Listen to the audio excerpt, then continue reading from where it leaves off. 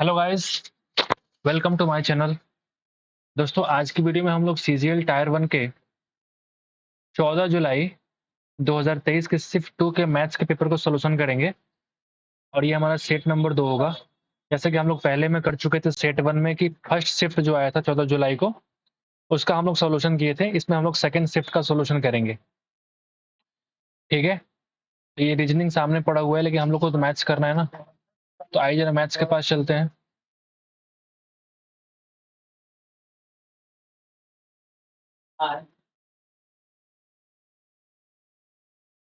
दोस्तों, यहाँ से मैथ शुरू होता है। पहला सवाल है कि यदि a plus b plus c is equal to 0, तो a cube plus b cube plus c cube का मान क्या होगा। ये तो सिंपल सा फॉर्मूला आपसे पूछ लिया गया। तो a cube plus c cube plus a cube plus b cube plus c cube का फॉर्मूला क्या होता है, 3abc, जब a B c a plus b plus c की वैल्यू 0 होती है। क्योंकि आपको पता है ये वाला फॉर्मूला होता है a cube plus b cube plus c cube minus 3abc is equal to a plus b plus c into a square plus b square plus c square minus a b minus b c minus c a. Right. So अगर ये वाला value हमारा 0 हो जाएगा, ये पूरा value क्या हो जाएगा, 0 के बराबर। तो बोल सकते हैं कि इसकी वैल्यू अगर 0 हो गई तो a cube plus b cube plus c cube is equal to 3ab। Right. चलते हैं अगले सवाल की तरफ। नेक्स्ट सवाल है कि एक वृत्त के केंद्र से उसकी 40 सेंटीमीटर लंबी जीवा पर 15 सेंटीमीटर लंबाई का एक लंब खींचते हैं तो वृत्त की त्रिज्या ज्ञात करें। बहुत ही आसान सवाल है। ये आपका सर्कल है। सर्कल सर्कल जैसा नहीं लग रहा है, लेकिन आप समझ जाइएगा। जीवा का मतलब ये होता है, ये हमारा सेंटर है। मान लिया इस पॉइंट को बी, हम सॉरी ओ मान लेते हैं। तो 15 सेंटीमीटर का लंब का मतलब होता है परपेंडिकुलर। यहाँ से इसकी लंबाई कितनी है, 15 सेंटीमीटर। अगर ये जीवा यहाँ से लेके यहाँ तक की लंबाई 40 सेंटीमीटर है, तो आप मुझे बताइए कि इसकी हाफ लंबाई कितनी होगी, 20। तो आपसे क्या पूछा, त्रिज्या ज्ञात करिए। ये हमारा त्रिज्या है, ये आपको फाइंड आउट करना है। क्या आपको नहीं दिख रहा है कि ये पाइथागोरस ट्रायंगल हो गया। एक राइट एंगल ट्रायंगल में पाइथागोरस लगा सकते हैं। अगर ये 15 ये 20, तो ऑफ कोर्स इसकी वैल्यू कितनी होगी, 25 सेंटीमीटर। आप चाहो तो फॉर्मूले से निकाल सकते हो। इसका आंसर क्या हो गया, 3। आगे बढ़ते हैं। अगला सवाल है कि एक चोर, एक मिनट, अरे यार, हाँ, एक चोर 3 बजे एक वैन को चुराता है। ठीक है, 3 बजे क्या करता है, एक वैन को चुराता है और उसे 57 किलोमीटर पर आवर की चाल से चलाता है।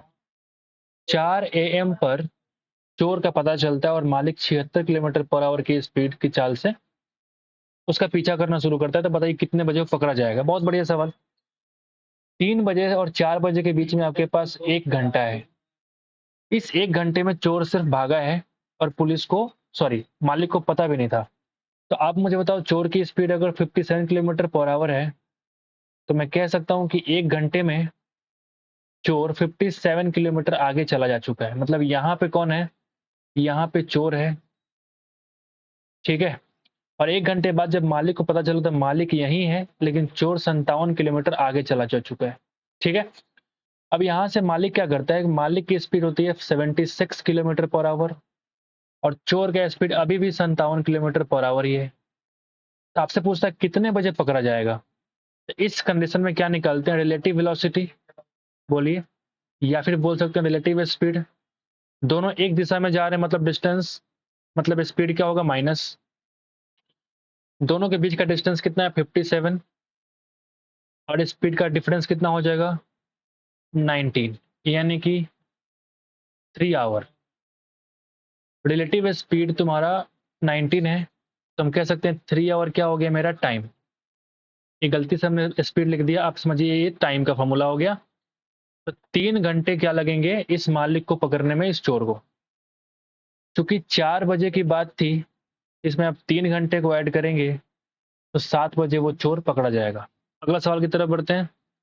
नेक्स्ट क्वेश्चन है, यदि समान ब्याज दर पर 500 रुपए का 4 वर्ष और 700 रुपए का 2 वर्ष साधारण ब्याज मिलाकर 280 रुपए है। ठीक है। आपसे कह रहा है कि रेट इज सेम, दोनों ही केस में क्या है, रेट इज सेम। इसको मान लेते हैं कि लेट आर परसेंट, ठीक है। तो आपसे बोला कि 500 रुपया 4 वर्ष, हमने आर माना है 2200, ये सिंपल इंटरेस्ट इस वाले केस का हो गया, ठीक है। प्लस 700 रुपया 2 वर्ष, और रेट दोनों का सेम ही है, तो दोनों का जोड़ कितना है, 280। फाइंड आउट कर लेते हैं, डबल जीरो से डबल जीरो खत्म, डबल जीरो से डबल जीरो खत्म। 5 गुना 4 20 आर, और 7 गुना 2 14 आर। ये हो जाएगा कितना, 5 गुना 4 20 r plus 14 r is equal to 280। तो आर की वैल्यू कितनी होगी, 280 डिवाइडेड 20 प्लस 14 यानी कि 34। मैं बोल सकता हूँ कि कटेगा तो 140/17। तो अगर इसको डिवाइड करेंगे तो ये 8 टाइम्स 4 इंटू 17% आने वाला, जो कि आपका answer number, option number first. आगे की तरफ चलते हैं। द नेक्स्ट क्वेश्चन इज, यदि एक घन का संपूर्ण पृष्ठीय क्षेत्रफल 24 वर्ग इकाई है, तो घन का संपूर्ण पृष्ठ क्षेत्रफल कितना होता है, 6a² और ये 24 यूनिट स्क्वायर है। तो मैं कह सकता हूँ 6 इंटू 4, यानी ए की वैल्यू आ गई 2, ए स्क्वायर 4, तो ए की वैल्यू कितनी आ गई 2। तो घन का आयतन निकालने के लिए ए क्यू, यानी 2 का क्यू इज इक्वल टू 8। बहुत ही आसान सवाल। Next question is, sec square 54 minus cot square 36 plus this की वैल्यू क्या होगा। आप मुझे बताओ, ये वाला फॉर्मूला तो मालूम है ना आपको कि sec square theta minus tan square theta is equal to 1। ये पहला फॉर्मूला यहाँ पे अप्लाई होगा, ठीक है। दोनों ही केस में थीटा की वैल्यू क्या होनी चाहिए, सेम। तो अगर मैं इन दोनों को चेंज करूँ, आप जरा देखो, ये बन जाएगा सेक स्क्वायर 54। अगर मैं कॉट को tan में चेंज करूंगा, तो ये बन जाएगा 90 माइनस 36, और 90 माइनस 36 को ही बोलते हैं 54, राइट। और माइनस इधर सेक स्क्वायर 54, मतलब इन दोनों की वैल्यू कितनी आ गई, 1। तो यहाँ हमने 1 लिख दिया, plus 3/2 sine square 37 into sec square 53। जब इसका और इसका सम अगर 90 होता है, तो उस केस में साइन इंटू सेक की वैल्यू 1 होती है, यानी इसको हम बोल सकते हैं इस पूरे की वैल्यू कितनी आ गई, 3/2, ठीक है। अब यहाँ आते हैं, tan 60 का मतलब होता है √3। √3 से √3 कटा, मतलब हमारे पास क्या बच गया, 2। यानी जो आंसर है 1 प्लस 3/2 प्लस 2, 2 1 3 और डेढ़, मतलब 1.5, यानी कि 4.5 आने वाला है, जो कि 9/2 इस सवाल का आंसर है। बढ़िया सवाल। नेक्स्ट क्वेश्चन इज, 5 महिलाएं और 9 लड़कियां। 5 महिला को हम एम से डिनोट करते हैं, प्लस 9 लड़कियां जी 9 दिन में कुल 18,720 रुपए कमाती है। हमने अर्निंग को नीचे क्यों लिखा, क्योंकि आपको पता है ना, M1D1H1 by W1 is equal to M2D2H2 by W2, right. जबकि 9 महिलाएं और 16 लड़कियां 14 दिन में कुल 52,080 रुपए कमाती है। तो थोड़ा कैलकुलेशन है, बाकी देखते हैं। 9 गुना 2 18, 9 8 72, 0, ठीक है, ओके। फिर यहाँ अगर हम काटें, तो एक जीरो से ये एक जीरो तो कटने वाला है, क्या ये 14 से कट जाएगा, 14 इंटू 3 42, 10 जीरो 94, यस कट गया, ठीक है। अब 4 से ये भी कट रहा है, 4 पंजे 20, 4 दूना 8, 4 9 36, 4 3, ठीक है। अब इसको आप मल्टीप्लाई करो, क्रॉस मल्टीप्लाई कर दो, 9 5 45 और 5 3 15, यानी कि 465 M प्लस 9 9 81, 9 3 27, यानी कि 937 गर्ल्स इज इक्वल टू 52 से मल्टीप्लाई करो, 9 5 45, 9 18, यानी कि 468 M प्लस 16 गुना 52, तो 16 गुना 2 32, हाथ में रहा कैरी 3, 16 5 80 और 3 83, ठीक है। अगर हम इसको इधर भेजते हैं, इधर बन जाएगा आपका 3M, इसको भेजो इधर, तो ये बन जाएगा 5G। यानी अगर हम रेशियो निकालें, तो इधर आ जाएगा 5, इधर आ जाएगा 3, ये अगर हम सिंपल तरीके से लिखें कि मेन और गर्ल का जो एफिशिएंसी रेशियो है वो 5:3 का है। क्लियर है? 5:3 का है। अब अब सवाल क्या पूछ रहा है कि 12 महिलाएं और 9 लड़कियां मिलकर 13 दिन में कितना रुपए कमाएंगी। तो 12 महिलाएं मतलब महिला का जो रेशियो 5 है, तो 12×25 = 60 और 7 लड़कियां यानी 3 21 7 3 की 21 60 + 21 81 13 दिन में कितना रुपए कमाएंगी। मान लिया हमने उसको x। इन दोनों इक्वेशन में से किसी एक को आप उठा लो, जो भी आपको आसान लगे। मुझे ये आसान लग रहा है।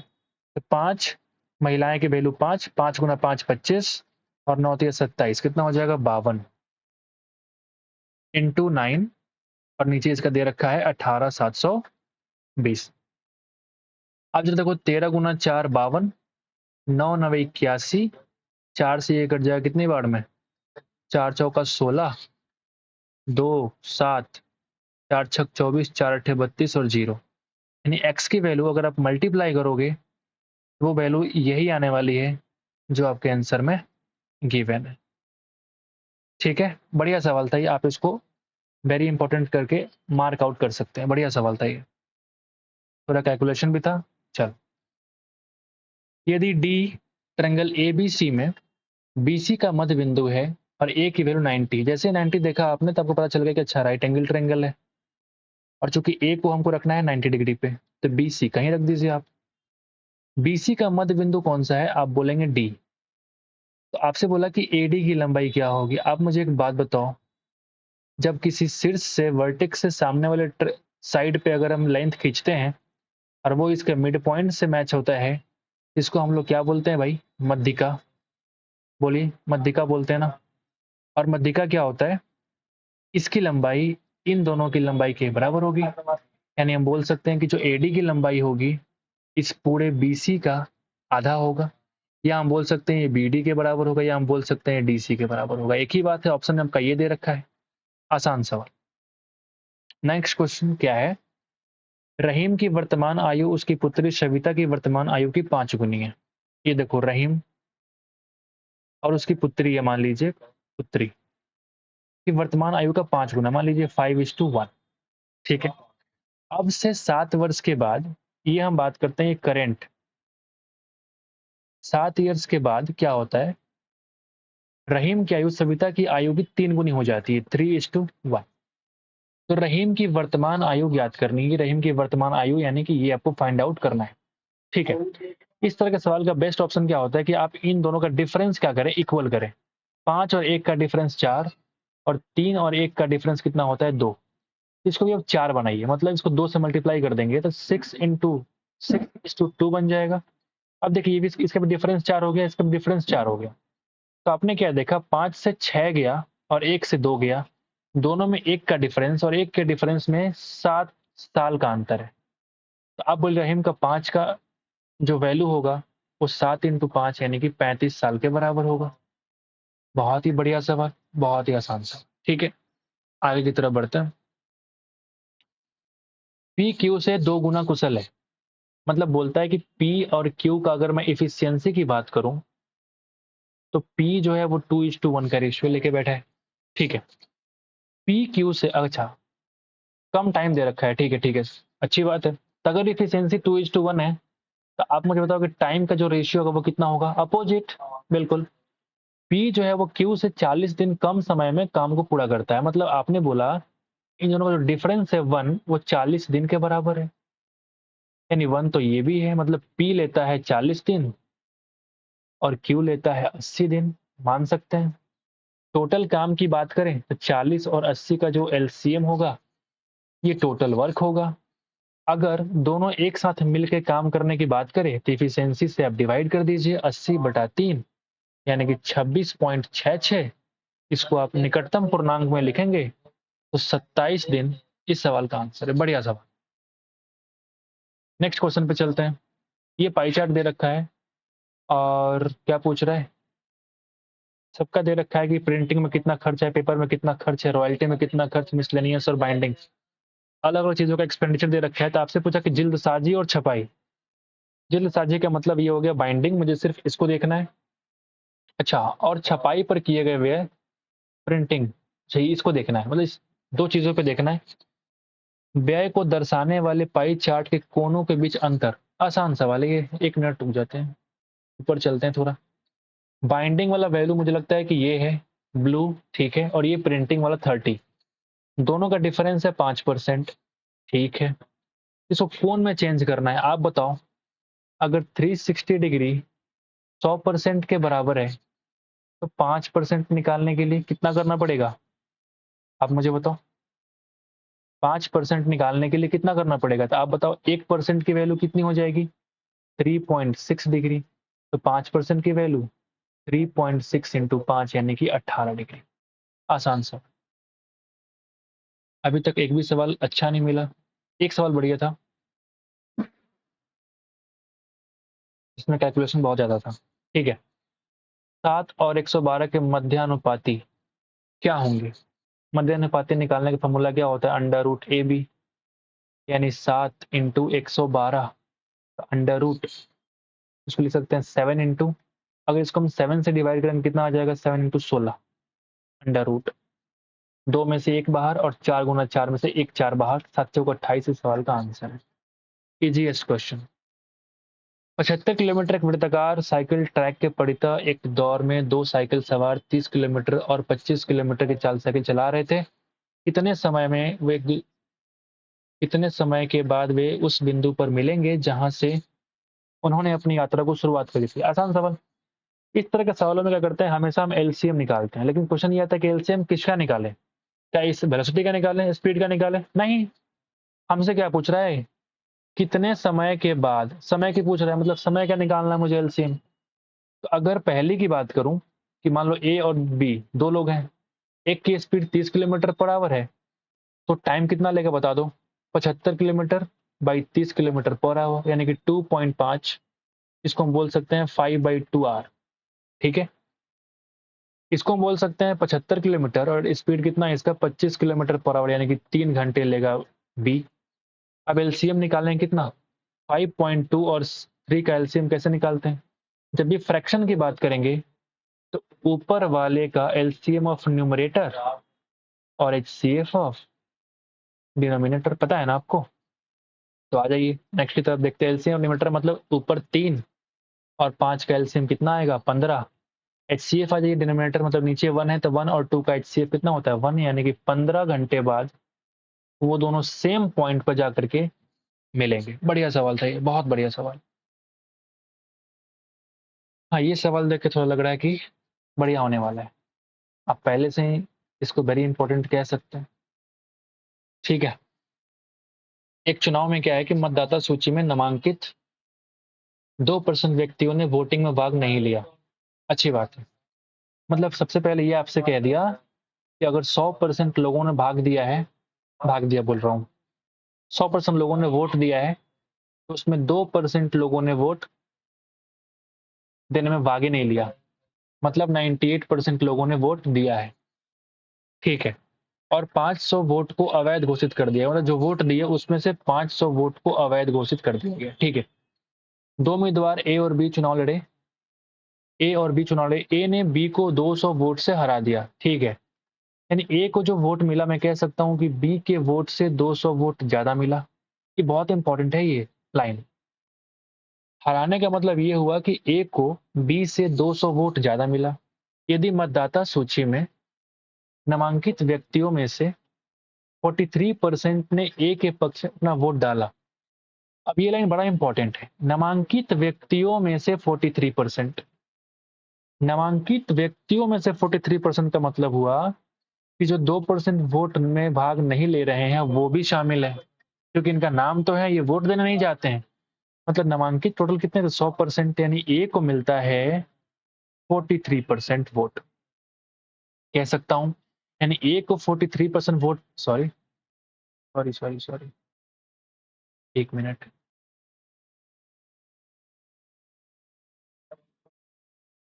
ठीक है। यानी ए को 43% वोट मिला, मैं कह सकता हूं कि बी प्लस 200 के बराबर है। यानी मैं कह सकता हूं कि b plus 200 is equal to 43%। यानी b की वैल्यू कितनी आ गई, 43% माइनस 200। लेकिन क्या इससे सवाल बन जाएगा? नहीं, ये पहला इक्वेशन है आपका। फिर देख सकते हैं कि ये 43% को अगर इसमें से माइनस कर दूं टोटल वोट में से, तो मैं कह सकता हूं कि वो बी के बराबर है। यानी बी का वोट का इक्वेशन एक और मिल सकता है, 98% माइनस 500। टोटल वोट में से ए का 43% वोट को निकाल दो, यानी 55% माइनस 500 भी हमारा बी का ही क्या है, वोट है। ये लाइन काफी काफी इंपॉर्टेंट है। ठीक है, मतलब वो इक्वेशन एक था, ये इक्वेशन दो हो गया। दोनों ही बी का वोट है, मैं कह सकता हूं कि 43% minus 200 is equal to 55% minus 500। इसको उधर भेजोगे यानी 12% की वैल्यू आ गई 300, यानी 1% की वैल्यू आ गई 25, 100% की वैल्यू आ गई 2500। अब ये 100% वो वोट है जिसमें नामांकित सारे लोगों का नाम है। लेकिन आपसे क्या पूछा गया, डाले गए कुल वोटों की संख्या। 2% तो भाग नहीं लिया, मतलब 2% कितना हो जाएगा, 50। यानी 2500 में से 50 कम कर दो, यानी 2450 लोगों ने वोट डाल के आया। ये आप वेरी इंपॉर्टेंट ना बोलो, वेरी वेरी इंपॉर्टेंट भी यही सवाल है ये।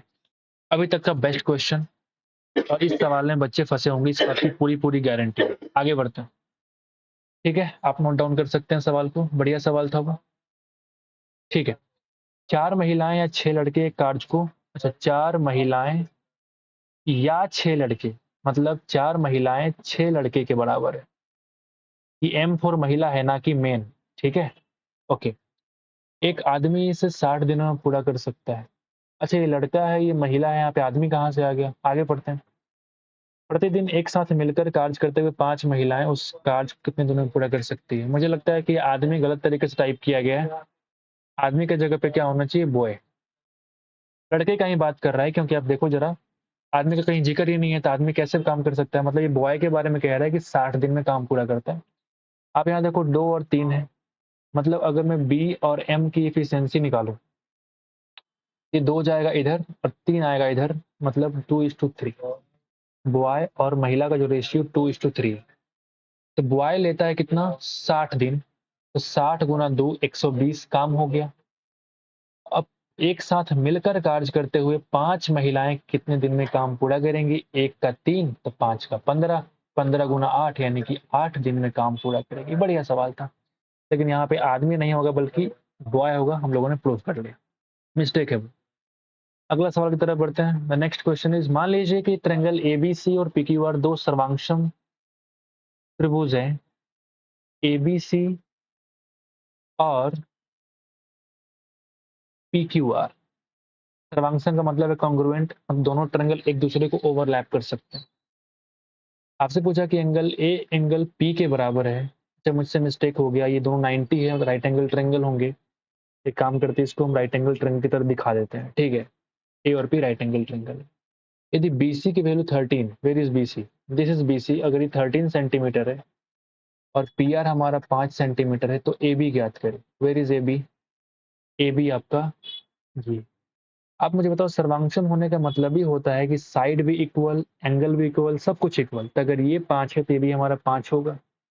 अब चूंकि राइट एंगल ट्रायंगल, सामने वाला क्या बोलते हैं, इसको बोलेंगे हाइपोटेनस। ये हमारा कोई एक साइड है।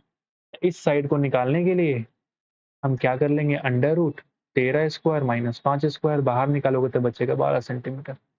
बढ़िया सवाल। नेक्स्ट क्वेश्चन आ जाए। नेक्स्ट क्वेश्चन क्या कहता है, एक इलेक्ट्रॉनिक स्टोर है, मालिक प्रत्येक वस्तु पर, थोड़ा लेंदी सवाल लगता है, प्रत्येक वस्तु पर 20% और 25% की दो क्रमिक छूटें देता है। स्टोर में एक रिवार्ड पॉइंट स्कीम है जो ग्राहक को स्टोर से पिछली खरीदारी पर ग्राहक को खाते में जमा किए गए प्रत्येक 1 पॉइंट रिवार्ड पे 0.10 की मुफ्त खरीदारी करने में सक्षम बनाती है।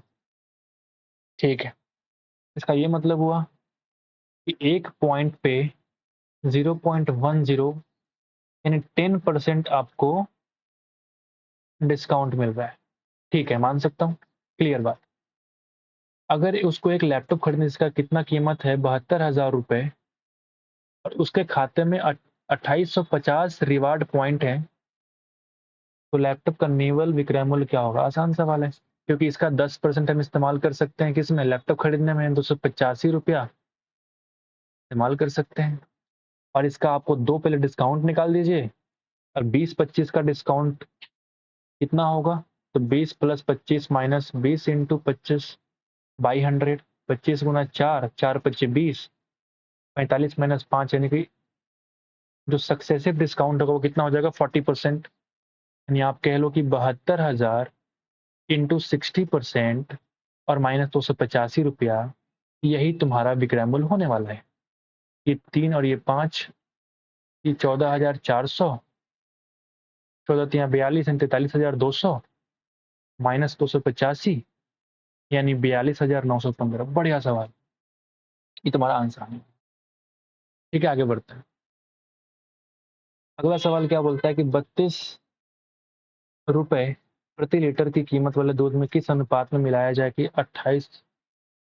ये तो आसान सवाल है। अगर हम मिल्क की इसकी बात करें तो वहां पे वाटर 0 है, मिश्रण चाहिए आपको 28 वाला, तो आप निकाल दो, इधर 28 इधर 4, 7:1 का रेशियो। ये कब था? जब मिल्क इधर वाटर इधर। आपसे क्या पूछा? आपसे क्या पूछा? किस अनुपात में पानी मिलाया जाए, मतलब वाटर इज टू मिल्क 1:7। तो आंसर इज 1:7। अगला सवाल देख लेते हैं। एक्स की वैल्यू 3, वाई की वैल्यू -4, तो वैल्यू पुटिंग है, इसमें कुछ खास तो है ही नहीं। तो 64 एक्स क्यूब का मतलब 3 गुना 3 गुना 3 27 प्लस 38, 3 का स्क्वायर, वाई हो गया -4 प्लस 20 इंटू 3 इंटू -4 का स्क्वायर प्लस -4 की क्यूब। ठीक है, तो ये आप खुद सॉल्व कर लेंगे, कुछ बहुत मुश्किल सवाल तो है नहीं, आसान सवाल। ठीक है, नेक्स्ट की तरफ बढ़ते हैं। इसको भी सरल करना है, सिंप्लीफिकेशन। दिए गए व्यंजक का सरलीकृत मान ज्ञात कीजिए।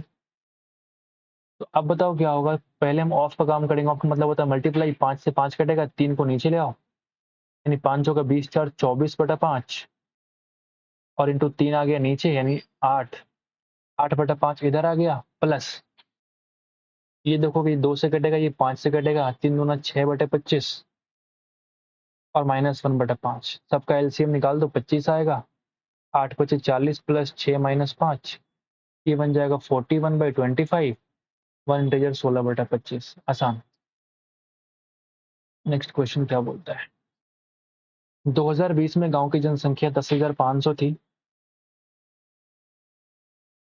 ठीक है।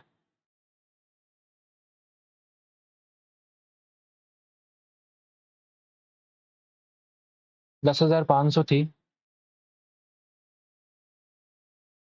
2020 में गांव ए की जनसंख्या कितनी थी? इन 6 गांव में कुल जनसंख्या 100% है। आप मुझे बताओ डी की जनसंख्या, डी कितना है? 8% की वैल्यू दे रखी है 10,500। ए की वैल्यू निकालनी है, ए कितना है? 12। आप देखो ये इसका 1.5 गुना मतलब 1.5 टाइम्स है, इसमें आप 1.5 से मल्टीप्लाई कर दो, 15,750। कोई परसेंटेज निकालने की आवश्यकता नहीं है कि 1% कितना होगा, 100% कितना होगा। ये इसका 1.5 गुना है, तो ये इसका 1.5 गुना आंसर होगा, बात खत्म। एक्स और वाई एक कार्य क्रमशः 9 दिन और 36 दिन में पूरा करते हैं। एक्स और वाई की बात करूं, 9 डेज और 36 डेज, दोनों का एलसीएम निकालेंगे 36, और ये क्या होगा? Total work. अगर मैं इफिशियंसी निकालूंगा तो 4:1। तो एक एक दिन बारी से काम करने पे संपूर्ण कार्य कितने दिन में पूरा होगा? ठीक है, यानी एक दिन 4 काम करेगा, एक दिन 1 काम करेगा, मतलब 2 दिन में आप देखोगे 5 काम हो रहे हैं, सॉरी 5 वर्क। यानी 7 से मल्टीप्लाई करो तो आप कह सकते हो 14 दिन में 5 गुना 7 यानी कि 35 काम होगा, लेकिन काम तो 36 है। 36 का एक काम बच रहा है आउट ऑफ 4, यानी 1/4 दिन और लगेगा, यानी 14 दिन 1/4 दिन, 14 कंप्लीट दिन और एक दिन का चौथा हिस्सा और। Next question. एक दुकानदार 1 केजी बाट के स्थान पर 940 ग्राम बाट का उपयोग करता है। इस वजन का उपयोग करके वह माल पर 4% लाभ बेचता है। ठीक है, इसका ये कहना है कि अगर मैं कोई वस्तु 100 रुपये में लाता हूँ, तो मैं बेचता हूँ 104 रुपये में, क्योंकि दुकानदार का ये कहना है कि 4% लाभ होता है। अब 1 केजी बाट के स्थान पे 940 ग्राम बाट का उपयोग करता है, ये किसी को नहीं पता, वो सिर्फ दुकानदार को पता है। तो इस तरह के सवाल में सबसे बेस्ट तरीका ये होता है कि आप क्या करोगे, 1000 ग्राम के स्थान पे 940 ग्राम का उपयोग करता है। ये बेस्ट तरीका है इस सवाल को सॉल्व करने का। डबल जीरो खत्म हो गए, एक जीरो इधर से, एक जीरो इधर से, मतलब 94 इज इक्वल टू 104। यहाँ पे इक्वल टू ना लिख करके हमने लिखा होता H2 इज मोर इफेक्टिव है, राइट। तो आपने क्या देखा, यहाँ पे 6 और 4, 10 का प्रॉफिट, बेस वैल्यू 94 इंटू 100। आप देखोगे ये बन जाएगा 1000 बाई 94, काटोगे तो वैल्यू बनने वाला है 500 बटा 47, और 47 में 10, 470, 10.64 इस सवाल का आंसर। ठीक है, और भी तरीके सॉल्व करने के, लेकिन ये बेस्ट मेथड है, आप कहीं ढूंढ लो, ये बेस्ट मेथड है, क्योंकि 1000 ग्राम के बदले 940 ग्राम का यूज किया, आप उससे डिवाइड करोगे, ये बेस्ट तरीका है, ये कहीं नहीं मिलेगा। नेक्स्ट क्वेश्चन पे आते हैं। साइन 25 और साइन 65 को मल्टीप्लाई किया है। ये आप देख सकते हैं कि ये सिंपल फार्मूला है। आप कॉस ए प्लस बी जो होता है, cos A cos B minus sign A sine B, लेकिन यहाँ पे अपोजिट लिखा हुआ है तो कोई बात नहीं, यहाँ माइनस लगा देंगे हम। माइनस क्या आने वाला है, कॉस 25 प्लस 65 यानी कॉस 90, माइनस लगाओ चाहे मत लगाओ, कॉस 90 तो वैल्यू 0 होती है, 0 इस सवाल का आंसर है। लास्ट क्वेश्चन इस सेट का, फिर से वही सवाल, cos A cos B plus cos A cos B. अच्छा, कोई एक चेंज करना पड़ेगा मुझे लगता है। आप एक काम करो, इसको हम चेंज करने की कोशिश करते हैं। ये देखो, अगर मैं इसको साइन में चेंज करूँ, ये बन जाएगा 90 माइनस 54 प्लस ए, ठीक है, इंटू ये भी बन जाएगा साइन 90 माइनस 54 माइनस ए। तो आप कन्वर्ट करो, बन जाएगा 36, राइट। ये बन जाएगा साइन 36 माइनस ए, और ये बन जाएगा साइन 36 प्लस ए। जो इधर है वो भी इधर है, यानी कॉस ए कॉस बी, और बीच में है प्लस साइन ए साइन बी। ये कब होता है, अरे यार, ये कब होता है, ये होता है कॉस ए माइनस, यानी कॉस ए की वैल्यू कितनी है 36 प्लस ए, और माइनस 36 माइनस ए, राइट। 36 और माइनस 36 खत्म हो गए, ए और माइनस इंटू माइनस प्लस ए, यानी कि कॉस 2a। ये बढ़िया सवाल था। ठीक है, तो इस तरह से हम लोगों ने सेट 2 भी खत्म कर रखा है। ठीक है, तो अगर आपको वीडियो अच्छा लगता है सब्सक्राइब कर सकते हैं, क्योंकि हम लोग पूरे के पूरे 39 शिफ्ट जो CGL टायर 1 में पूछे गए हैं मैथ्स के पेपर सोल्यूशन, वो हम लोग करने वाले हैं बारी बारी से। शुरुआत हो चुकी है। बाकी आपको अच्छा लगे तो आप लाइक कर सकते हैं, सब्सक्राइब कर सकते हैं चैनल को। Thank you so much for watching. Thank you.